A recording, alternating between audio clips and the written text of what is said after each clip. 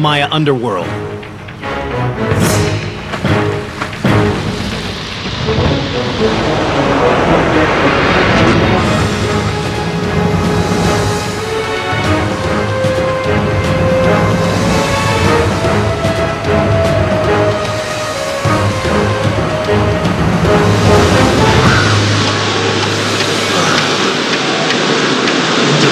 Gods. Whoa, this is a massive cave. The Maya considered caves to be the domain of gods. When drought, famine, and war began to devastate their cities, they had to venture here to make their painful and often deadly sacrifices. The entrance to the ATM cave is through a small pool, fed by a stream that runs from deep inside the mountains. The early Maya preferred to make sacrifices near the mouth of caves, rather than venture inside and anger the gods. The ATM cave stretches over 3 miles beneath the Belizean jungle.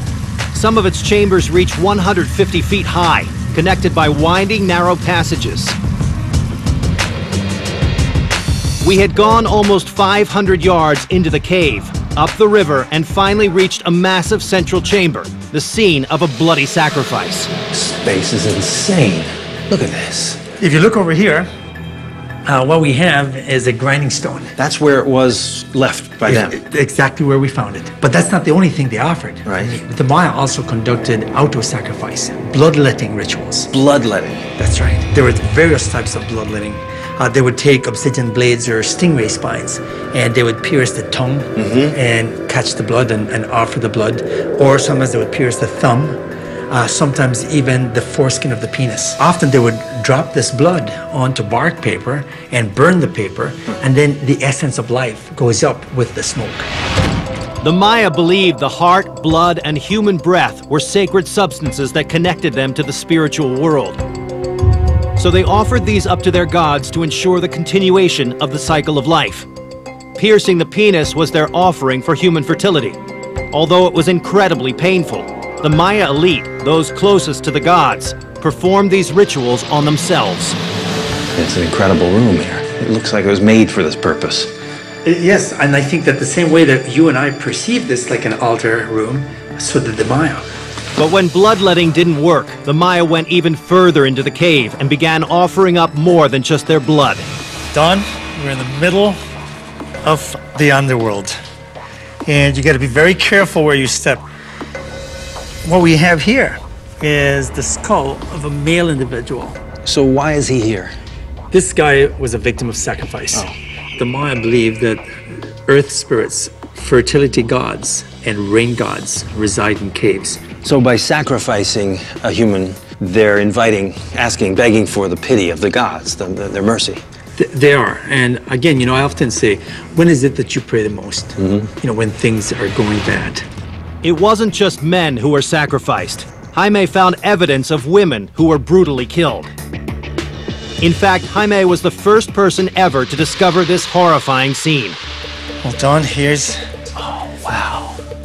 Another one of these. That's amazing. She's so complete. That's the first thing.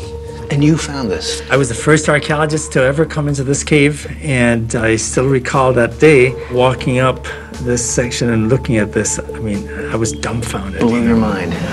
After further investigation, Jaime discovered that this Maya woman had been disemboweled, with her entrails offered up to the gods. What would drive anyone to have to do this?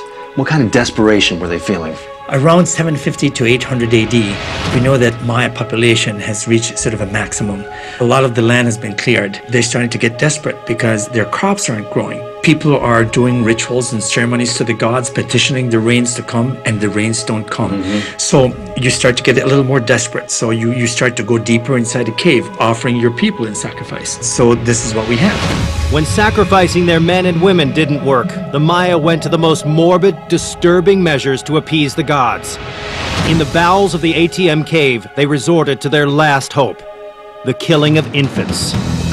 If you look carefully, okay, up here you can still see some of the fragments of the skull. We know that the Maya, whenever they did any rituals, they liked to use things that were pure.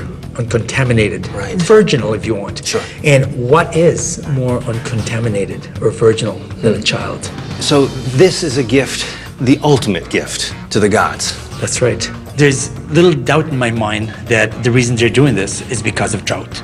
And for this, they made the ultimate sacrifice, begging for rain. Oh, they do. And of course, it fails. And what happens? They leave. They abandon this area.